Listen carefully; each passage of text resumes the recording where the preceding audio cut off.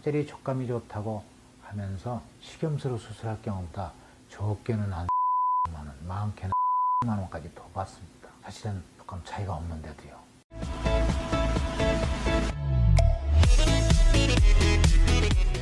여러분들, 보형물은 한두 달이나 한 해, 두 해 정도만 두는 게 아니죠. 우리 몸에 영원히 같이 있어야 할 것입니다. 살아있는 동안. 첫째로는 무엇보다도 안정성이 중요하다고 말씀을 몇 번을 강조해도 부족하지 않을 거예요. 식염수에 대한 또 잘못된 편견이나 오해를 풀으셨으면 좋겠습니다. 지금까지 식염수 보형물과 코젤의 보형물에 대해서 비교 설명도 하고 오해와 진실에 대한 규명도 했는데, 다시 한번 코젤 보형물과 식염수 보형물에 대해서 요약해서 장단점을 비교해 드리도록 하겠습니다. 우선 부영구축 확률만 비교해봐도 코젤은 식염수보다 높은 걸로 나와 있습니다. 식염수는 1% 안팎밖에 안 되는데 코젤은 적게는 9%, 많게는 한 수술 6년이면 14%까지 올라간다고 그러죠. 재수술 확률도 식염수는 2% 이하인데 코젤은 심지어는 수술 후 6년에 28%까지 나타나고 있습니다. 그 다음에 흉터는 코젤은 식염수로 하는 것보다 길 수밖에 없죠. 원래 크기가 있으니까요. 식염수는 흉터가 굉장히 작게 해도 됩니다. 왜냐하면 둘둘 말아서 주머니만 집어넣으면 되니까요. 새끼손가락 굵기만 되겠습니다.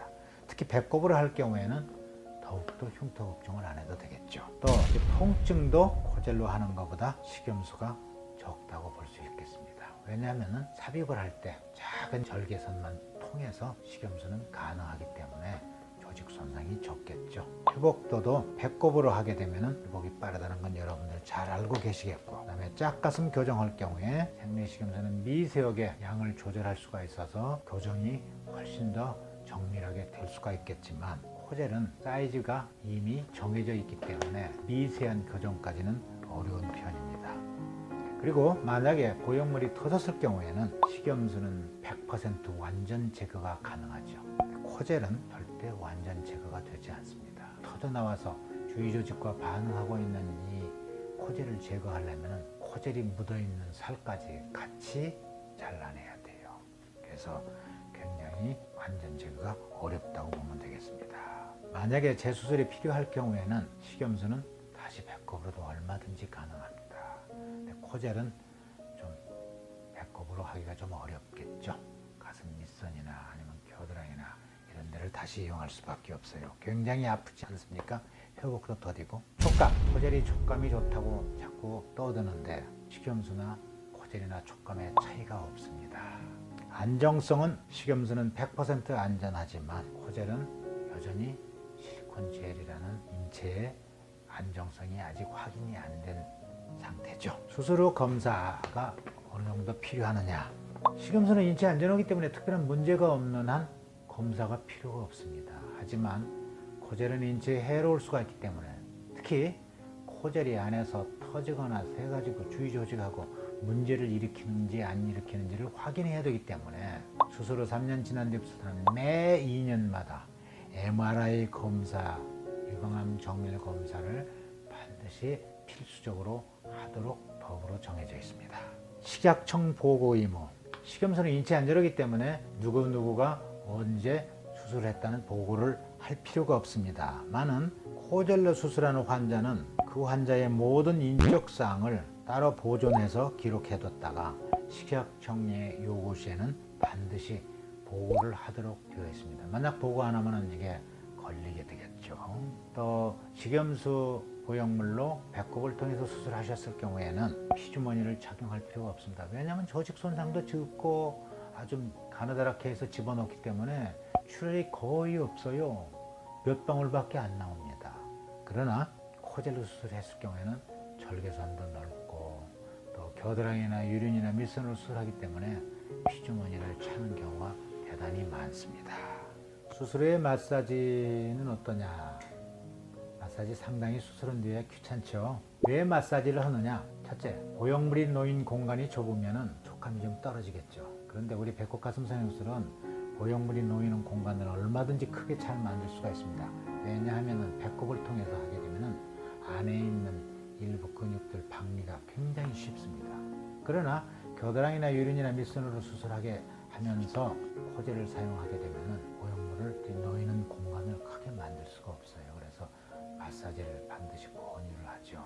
다음에 수술 시간에 있어서 식염수 보형물을 배꼽으로 하게 되면 30분이 채 안 걸려요. 사실 수술하는 시간은 20분도 채 안 걸립니다. 물론 앞에 준비하고 뒤에 마무리하는 시간이 좀 붙어서 그렇지. 하지만 코젤로 수술을 하게 되면 적어도 1시간, 1시간 반, 2시간 넘어가까지도 걸릴 수가 있습니다. 다음에 마취 방법. 마취 방법에 있어서는 배꼽 가슴선에서는 아까 말씀드린 바와 같이 수술 시간이 20분 내로 굉장히 짧고 주위 조직 손상이 거의 없기 때문에 별로 아프지가 않아서 수면 마취로도 얼마든지 가능합니다. 많은 코젤로 수술하실 경우에는 보형물 놓이는 공간을 방리도 많이 해야 되고 절개선도 높고 또 겨드랑이나 유륜이나 밑선을 수술하게 되면 굉장히 아프기 때문에 반드시 전신 마취를 하게 됩니다. 이상과 같이 식염수 보형물과 코젤 보형물에 대해서 비교 분석한 결과를 말씀드렸습니다. 이제 여러분들 생리식염수 보형물에 대한 안 좋다는 편견과 오해를 푸시고 가장 인체에 안전한 식염수 보형물을 사용해 주실 수도 있기를 바라겠습니다.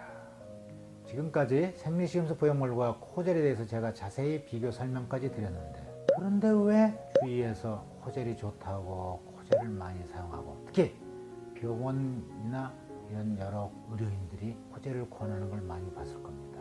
이유는 간단해요. 코젤이 촉감이 좋다고 하면서 코젤 비용을 식염수 보형물 비용보다 훨씬 더 높게 책정을 합니다. 사실은 조금 차이가 없는데도요. 그래서 식염수로 수술할 경우보다 적게는 한 10,000원, 많게는 10,000만 원까지 더 받습니다. 그래서 웬만한 병원에서 아마 코젤을 권하고 있을 것입니다. 이것이 잘못된 거예요.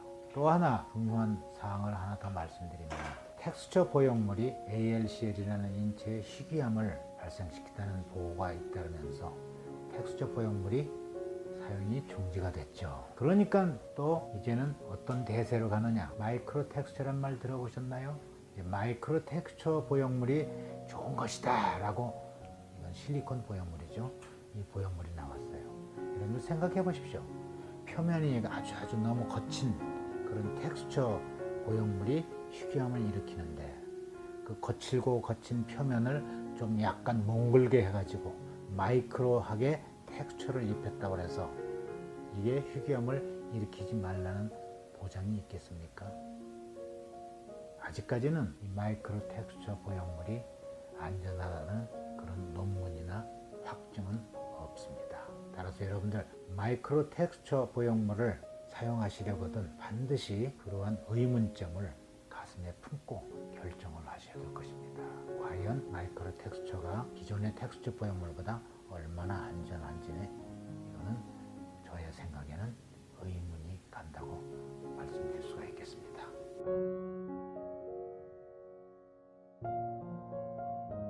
가슴 임신했을 때 트는 살은 호르몬 영향도 있고 너무 이렇게 커지니까 피부 근섬유가 터져서 나오는 건데 이거는 이렇게 하지 않는 한은 항아리만하게 하지 않는 한은 이런 정도 갖고는 튼 살이 생길 수가 없어요.